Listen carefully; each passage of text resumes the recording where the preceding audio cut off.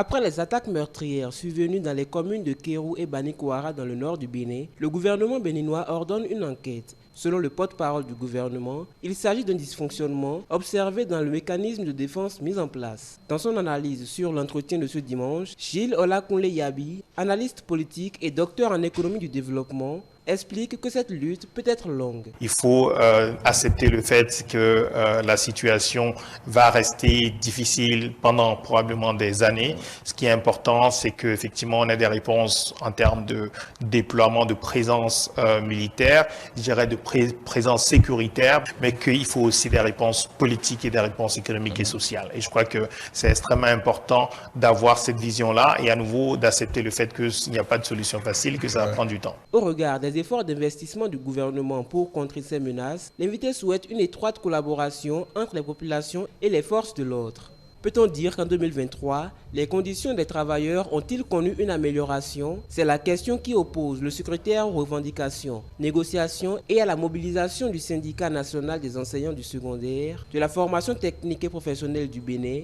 et l'acteur politique de l'Union progressiste Le Renouveau. Cette légère augmentation va soulager un tout petit peu les travailleurs. Cependant, il faut reconnaître qu'il y a beaucoup à faire parce que la cherté de la vie aujourd'hui, quand on établit une ratio entre cherté de la vie et ce qui a été donné, on se rend compte qu'il y a beaucoup de choses encore à faire.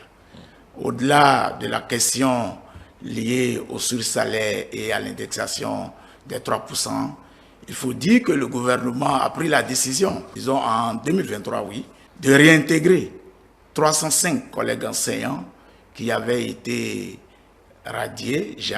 Ils ont été réintégrés, c'est salutaire.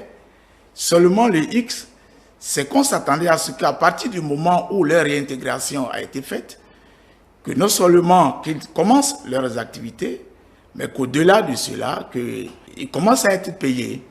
Mais jusqu'à présent, ce n'est pas encore le cas. L'action n'est pas l'octroi de primes. Ce ne sont pas des primes qui ont été octroyées aux travailleurs, ce ne sont pas des revendications ponctuelles qui ont été satisfaites, mais c'est dire que c'est l'indice même des salaires qui a été revalorisé.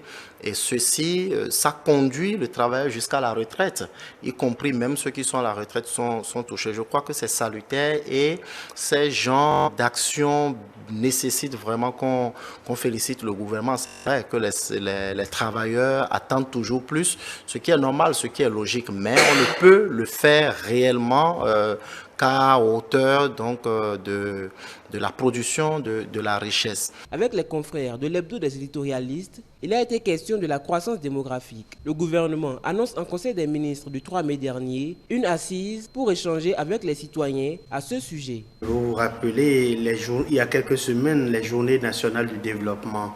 Et à la première édition, il s'est agi, entre autres questions, de discuter de la démographie. Et que ce sujet revienne encore, ça veut dire que ça tient particulièrement à cœur au gouvernement. Maintenant, il y a des questions qui se posent. Est-ce qu'on a un problème de surpopulation? C'est vrai que le RAGP est attendu. Est-ce qu'on ne va pas attendre les résultats de cette enquête grandeur nature là pour pouvoir réellement statuer sur la question? Bon. Les conclusions de ces assises, on attend bien de voir, mais il faut toujours dire que faut plus faire des enfants pour faire d'enfants. Parce que ce sont des charges pour l'État, qu'on le veuille ou pas. Parce que l'individu dira que non, était quand qu'est-ce qu'il regarde l'État dedans, mais il faut savoir que l'État doit mettre certaines conditions en place pour permettre à ces enfants-là qu'on fait de vivre, de grandir dans les conditions améliorées.